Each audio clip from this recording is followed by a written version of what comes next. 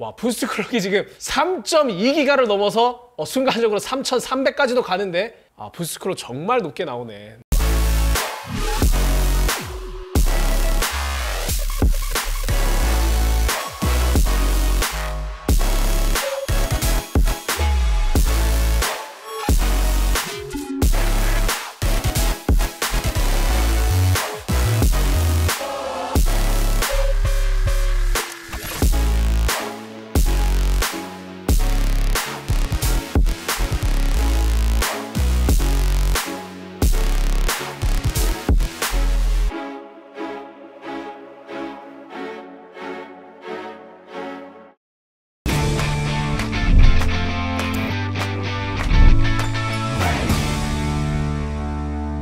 네, 안녕하세요 여러분, QM 벤치입니다.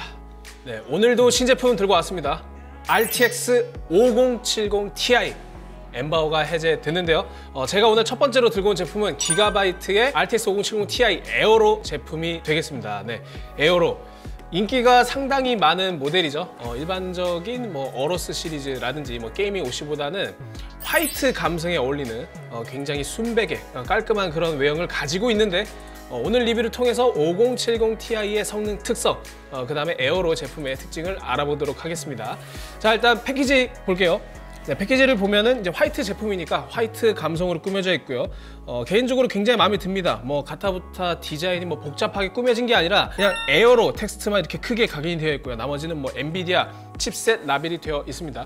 이러한 깔끔한 기조는 패키지 뒷면에도 그대로 적용이 되는데, 여기 보시면 에어로 그래픽카드의 외형이 살짝 나와 있고요. 그 다음에 윈드포스 쿨링 시스템 이런 것들이 나와 있어요. 기본적으로 5070 Ti는 전 세대 70 Ti와 비교해서 좋아진 점이 있습니다. 메모리 인터페이스가 256비트를 채택했다는 점, 그래서 자연스럽게 메모리 용량도 16기가로 구성되어 있습니다. 그리고 이제 에어로의 특징이라고 한다면 윈드포스 쿨링 OC 에디션 오버클럭이 적용되어 있고요. 그 다음에 제품 등록 시 최대 4년의 보증을 받을 수 있고 3펜, 16기가, GDDR7 이런 내용들이 나와 있습니다.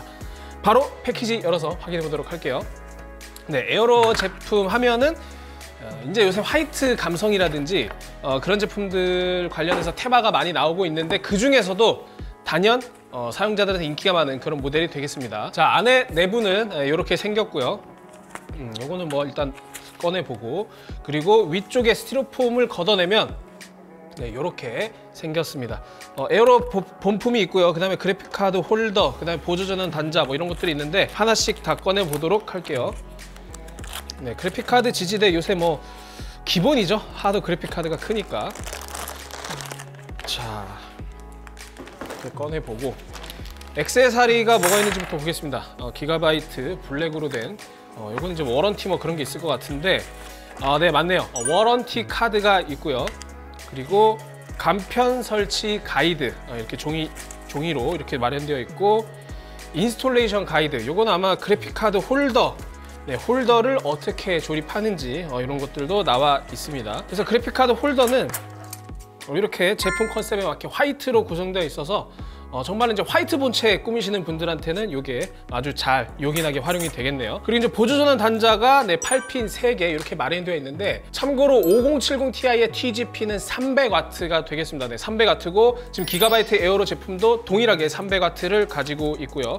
그 다음에 조립용 나사 이렇게 있네요. 자, 액세서리는 네, 이 정도로 마무리를 하고, 사실 이거밖에 없고요. 그래픽카드 에어로를 확인해 보도록 하겠습니다. 이게 디자인이 상당히 예쁜데 50 시리즈에 와서도 그 디자인 완성도가 좀 올라간 것 같아요. 자, 이게 바로 RTX 5070 Ti 에어로가 되겠습니다. 정말 깔끔해요. 네, 이런 식으로 생겼습니다. 지금 백플레이트까지. 자, 일단 전면 디자인을 보면 네, 3펜 구성이고요. 가운데 에어로 이런 것들이 각 쿨링팬 중앙부에 디자인이 되어 있고, 그 다음에 이번에 에어로 제품도 호크팬 설계가 적용되어 있어서 이전 세대 대비 풍압이라든지 풍량 이런 것들이 개선이 되었다고 합니다. 특히 이제 기가바이트가 자랑하는 설계 중에 윙렛 설계라고 해가지고 여기 보시면 블레이드 끝단이 살짝 휘어 있습니다. 여기 보시면 블레이드가 평평한 게 아니라 끝부분에는 말려 올라가 있어요. 그래서 이런 것들은 이제 공기 역학적인 면을 고려해서 이제 공기의 와류를 줄이고, 그다음 전반적으로 호크팬 구조로 되어 있기 때문에 풍압을 좀 살리는 그런 형태로 디자인되어 있는데, 이런 그래픽 카드는 사실 풍압이 중요하긴 합니다. 왜냐하면 그래픽 카드가 점점 더 두꺼워지다 보니까 두껍다는 건 결국 히트싱크 면적이 좀 더 두꺼워져서 여기 안으로 공기를 훨씬 더 좋은 압력으로 내보내야 되는데, 그런 측면에서 블레이드도 특별한 설계를 적용했다. 저는 그런 맥락에서 받아들이고 있고요. 자, 그래서 전면 디자인이 이렇게 3펜으로 깔끔하게 구성되어 있는데 저는 측면이 너무 예쁜 것 같아요. 자, 측면을 보시면 왼쪽에 에어로 로고가 각인되어 있고요. 오른쪽에 지포스 RTX가 있는데, 원래 이제 기가바이트가 한창 그 RGB LED가 떠오르는 시기에는 RGB LED를 정말 아끼지 않고 퍼부은 그런 기업 중 하나였기 때문에 사실상 이 에어로는 제품 컨셉에 맞게 완전히 다른 컨셉을 보여줍니다. 특히나 이제 저희가 어로스 마스터 그런 것들을 보면 이제 속칭 쥐불놀이라 해가지고 막 쿨링팬 돌아갈 때마다 굉장히 화려하고 정신없는, 물론 이제 그런 걸 좋아하시는 분도 계시지만 그런 LED가 나오는데, 이 에어로 같은 경우는 굉장히 절제된 LED가 나오고, 특히 측면에서도 이 에어로 여기에서만 아주 은은하게 LED가 점등된 형태로 이렇게 디자인이 되어 있습니다. 그리고 이제 가운데 부분에 보조전원 단자가 있고요. 16핀으로 구성되어 있지만 여러분들이 이제 파워에서 직결 케이블을 사용하셔도 되고, 아니면 젠더를 사용해서 8핀 3개짜리를 사용하셔도 됩니다. 그리고 이제 좌측에 보면은 듀얼 바이오스를 지원하고요. 퍼포먼스 모드, 사일런트 모드가 있는데, 저소음을 지향하시는 분들은 이제 S 모드, 사일런스 모드로 활용하시면 되겠습니다. 자, 그리고 백플레이트도 예쁘죠? 네, 예쁘죠. 그리고 이제 에어로 로고가 왼쪽에 각인되어 있고, 오른쪽은 기가바이트 명명법으로는 이제 스크린 쿨링이라고 해가지고, 기판은 여기에서 끝나지만 나머지 영역은 히트싱크에 있는 열이 빠르게 배기가 될 수 있도록 완전히 사각형으로 뚫려 있는 모습입니다. 간혹 여기에 이제 디자인 요소가 가미돼서 조금 더 다이나믹한 외형을 보이는 그런 그래픽 카드도 있는데, 물론 이제 보기에는 멋스러울 수 있지만 이렇게 기가바이트처럼 그냥 정직하게 네모 반듯하게 뚫려 있는 게 아무래도 이제 쿨링 효율 면에서는 가장 좋은 구성이겠죠. 백플레이트 쪽은 이렇게 구성이 되어 있고, 그다음에 이 그래픽 카드가 5070 Ti임에도 상당히 큰데 길이를 한번 재보도록 하겠습니다. 자, 제가 줄자를 준비했는데요. 길이를 직접 재보면 35cm까지는 아니고, 여기 보이시나요? 네, 343mm 정도, 343mm 정도 이렇게 길이를 가지고 있습니다. 그리고 이제 덩치도 상당한데, 여기 보시면 3슬롯을 약간 초과하죠. 이게 이제 4슬롯까지는 아닌데 3.5슬롯 정도, 육안으로는 그 정도로 파악이 됩니다. 그리고 출력 포트는 4개가 있는데 모두 별도의 마개를 제공하고 있고요. 요거를 다 제거해 보면 DP가 3개가 있네요. DP 3개, HDMI 1개가 있고요. 버전은 모두 2.1B로 구성이 되어 있습니다. 자, 이렇게 출력 포트, 그 다음에 전반적인 외형을 한번 살펴봤는데, 외형 자체는 에어로가 원래 가지고 있던 장점을 잘 살린 것 같아요. 그리고 이제 특히나 저는 인상적이었던 것이 이 테두리 쪽에 살짝 이렇게 둥근 마감, 완전히 각지지 않고 이렇게 모서리부에 둥글게 마감했다는 거는, 사실 이런 것들이 금형적인 측면에서 이제 비용이 상승할 수밖에 없는 그런 요소인데, 사실상 사용자가 느끼기에는 고급스럽고 깔끔한 느낌을 주는데 도움이 되는 것 같고요. 그리고 이제 그래픽 카드가 이제 들어보면 상당히 무거운데, 제가 전에 올렸던 영상에서 그 기가바이트 5090 영상을 여러분들 확인하실 텐데, 안에도 역시 GPU 외에 VRAM이라든지 전원무라든지 이런 것들이 서버 등급의 열전도 젤을 또 발라놨다고 합니다. 그래서 여러분들이 이제 이거를 이미 분해했을 때는 사실상 이제 쿨링성 효율이 떨어질 수 있기 때문에 주의하셨으면 좋겠고요. 그래서 이제 간혹 그렇게 좀 열전도 젤로 이렇게 도배된 걸 보면서 저거 너무 떡칠한 거 아니냐, 효율이 너무 떨어지는 거 아니냐, 이렇게 오해하시는 분들이 계신데, 사실상 열전도 효율 면에서는 그게 고급 구성입니다. 그래서 그런 것들이 전 타 제조사 대비 훨씬 더 유리한 점이라고 생각이 들고요. 그런 점을 참고하시면 좋을 것 같아요. 자, 이렇게 외형까지 모두 살펴봤으니까 그래픽 카드의 결국 중요한 건 성능이겠죠. 이번에는 70ti가 조금 재밌는 요소들이 있는데 잠시 후 테스트해서 확인해 보도록 하겠습니다. 자, 제가 지금 기가바이트 5070 Ti 에어로를 장착하고 시스템 부팅을 완료했는데요. 첫 번째로 GPU-Z를 실행해 봤습니다. GPU-Z가 이제 5080, 5090을 지원하는 버전으로 업데이트되긴 했는데 아직 70ti는 또 지원하지 않는군요. 그래서 일부 항목이 비활성화되어 있습니다. 일단 5070 Ti 같은 경우에는 스펙적으로 특징이 있죠. 제가 사실 이번에 놀란 부분이 있습니다. 뭐냐면 5070 Ti는 쿠다 코어가 8960개밖에 없어요. 이게 어느 정도냐면 4080과 4080 슈퍼가 대략적으로 9700개에서 1240개 이 정도로 10,000개 정도인데, 얘는 9,000개가 채 안 된단 말이죠. 그렇다고 해서 뭐 부스트 클럭이 뭐 RTX 4080보다 높은 것도 아니고, 그래서 일반적으로 3D 게임 성능을 이제 대표하는 지표 중 하나가 바로 이제 그 FP32 플롭스 성능이라고 하는데, 그 플롭스 성능만 계산해 봐도 4080, 4080 슈퍼는 뭐 49에서 52 테라플롭스 이 정도, 즉 50 테라플롭스 정도가 되는데, 이 5070 Ti는 약 44 테라플롭스밖에 안 됩니다.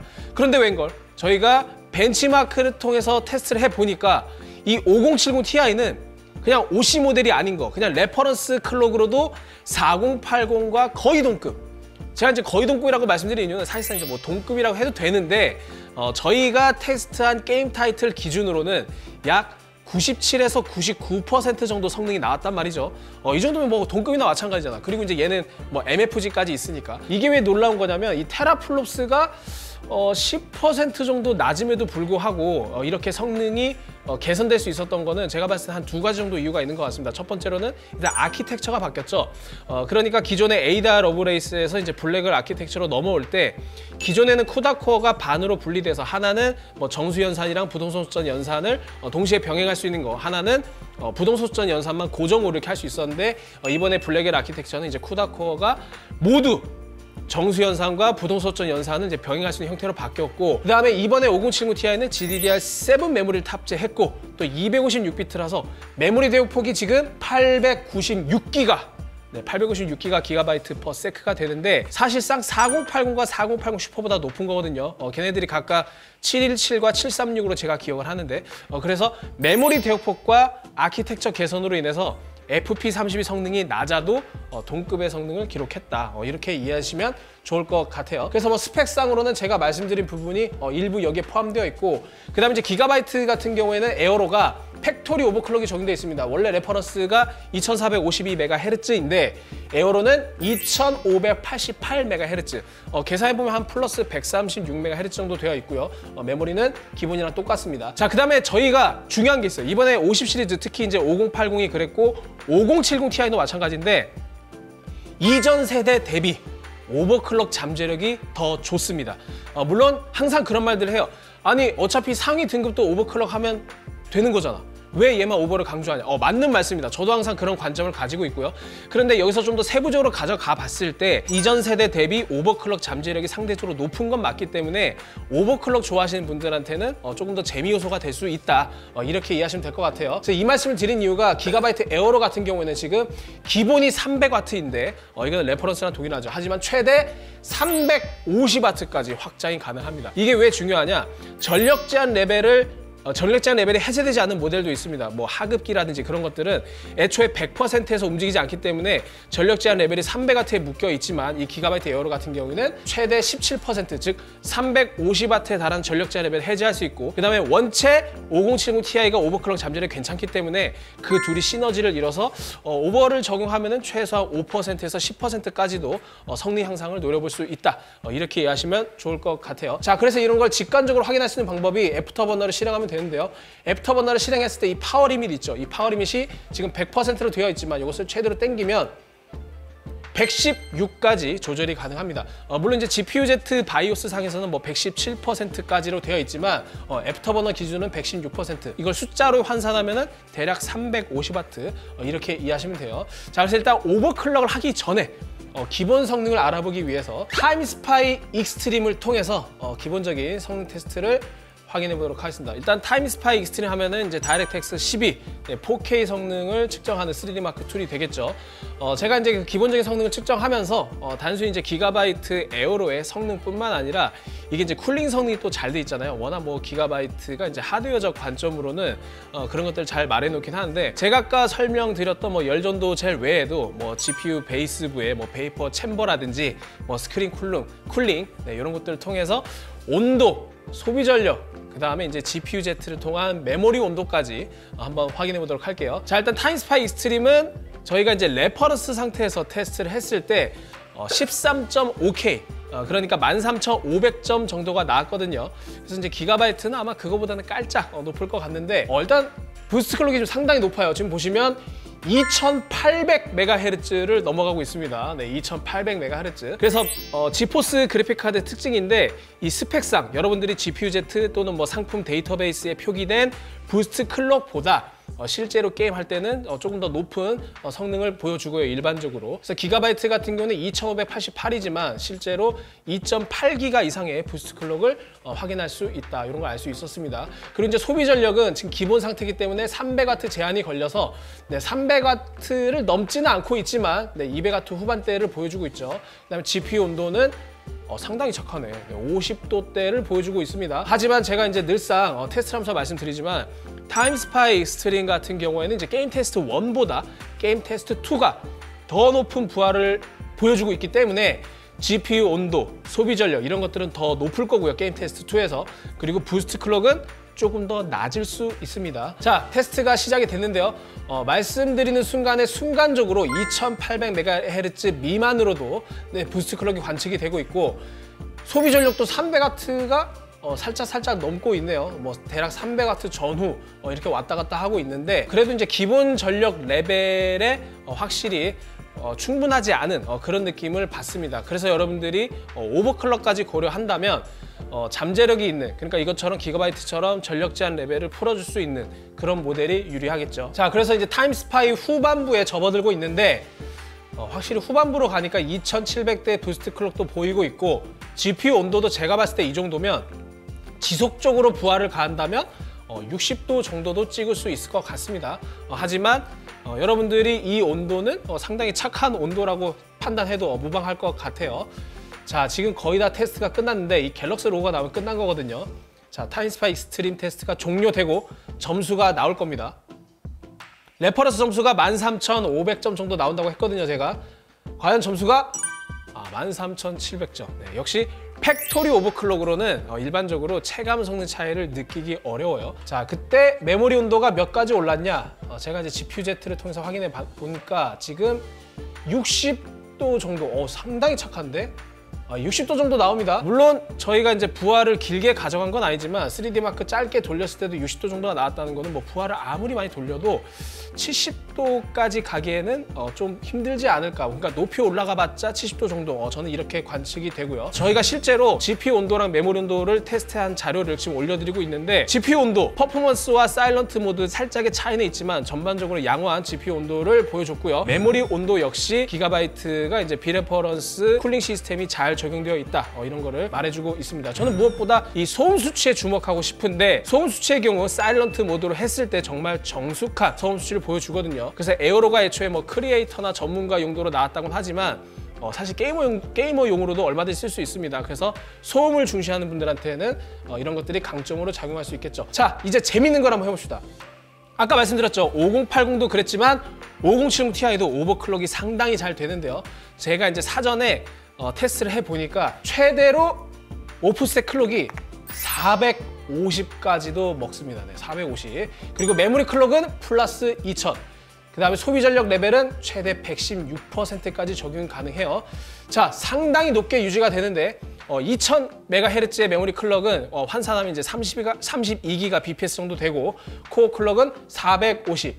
스펙상으로는 3038 부스트 클럭이 적용된 클럭입니다. 물론 실제 게임에서는 더 높을 수도 있겠죠.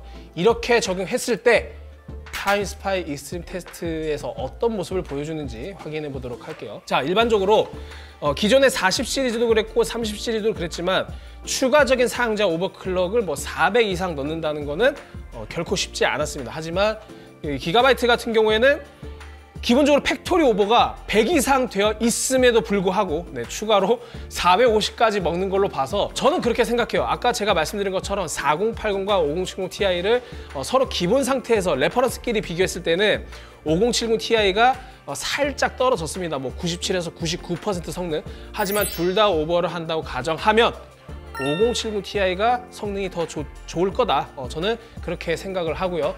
물론 이제 MFG까지 고려하면 당연히 5070 Ti가 좋지만 여기서는 그거를 논외로 하고 기본 성능만 따져봐도 그렇다는 거고, 지금 부스트 클럭이 지금 3.2기가를 넘어서 순간적으로 3300까지도 가는데 부스트 클럭 정말 높게 나오네. 근데 정말 잘 터집니다. 3.3기가까지도 터지네요. 그리고 이때 소비 전력은 350W까지 풀려 있긴 하지만 320에서 330W 정도로 이렇게 왔다리 갔다리 하는 모습을 보여주고 있습니다. 이렇게 되면은 점수도 14,000점은 그냥 가볍게 넘길 수 있을 것 같아요. 야, 이 부스트 클록 상당히 높게 터지는데 확실히 뭐 공정이 기존의 40 시리즈랑 50 시리즈랑 뭐 TSMC 4인 공정으로 동일하다고 하지만 그래도 이제 클럭의 어떤 잠재력 면에 있어서는 50 시리즈가 조금 더 유리한 면모를 가져가는 것 같아요. 자, 이제 게임 테스트 1이 끝났고 게임 테스트 2인데 여기서는 이제 3.1에서 2, 3.1에서 3.2 정도 부스트 클럭이 터지지 않을까 예상을 해봅니다. 소비 전력도 한 340W 이상 나올 수 있지 않을까 생각이 드는데, 자, 지금 렌더링이 시작됐고요. 340에서 350 사이의 소비 전력도 보이고 있고요. 부스트 클럭은 그래도 상당히 높게 유지가 되고 있습니다. 게임 테스트 2에서도 3.2기가 이상 부스트 클럭이 터져주네요. 이거 오버 좋아하시는 분들한테는 괜찮을 것 같아요, 확실히. 물론 저 같은 경우는 이제 언더볼팅을 상당히 좋아하는데 40 시리즈 같은 경우는 오버클럭 잠재력이 높지 않아서 언더볼팅이 상대적으로 조금 더 재밌었던 느낌이라면 50 시리즈는 여기서 이제 뭐 가격이라든지 그런 거 논의를 합시다. 그냥 너무 비싼 거 알고 있으니까 그런 걸 논의를 하고 그냥 순수하게 제품 특성으로 봤을 때 오버클럭 재미가 확실히 좋아진 건 맞습니다. 점수가 기대되는데요. 지금 뭐 소비 전력도 350 정도면 근데 이게 문제야. 이 뇌이징이 돼서 그런가 이제는 300W대 소비 전력도 그렇게 높은 것 같지가 않아요. 하도 뭐 600W급 그래픽 카드가 나오다 보니까 확실히 이렇게 무섭습니다. 뇌이징 된다는 게. 자, GPU 온도도 이제 60도까지 나오긴 하는데 아마 이제 장시간 부하를 하면 이거보다 높아질 수 있겠죠. 자, 테스트가 거의 끝났습니다. 점수가 너무 궁금한데요. 한 14,500점 이상 나올 것 같은데 타임스파이 익스트림 점수 확인해보죠. 15,144점. 야, 이 15K를 넘겨버리는데 15,144점이면은 확실히 기본 성능 대비해서 점수 향상이 상당하거든요. 여러분들이 그냥 단순히 몇백 점, 몇천 점 차이가 아니라 이거를 비율로 접근하면, 성능 비율로 접근하면은 최근 그래픽 카드 중에서 이 정도의 오버클럭 차이를 보여준 그래픽 카드가 있었을까 싶을 정도로 상당히 양호합니다. 그리고 이제 메모리 온도 같은 경우에도 저희가 확인해보니까 조금 오르긴 했네요. 62도 정도로 확인을 했고요. 5090이나 그런 것들은 이제 파운더스 에디션이 워낙 높은 메모리 온도를 보여줬는데 기가바이트 5070 Ti는 에어로 제품 62도 정도를 보여줬습니다. 물론 이제 잠깐 돌렸을 때의 결과고요.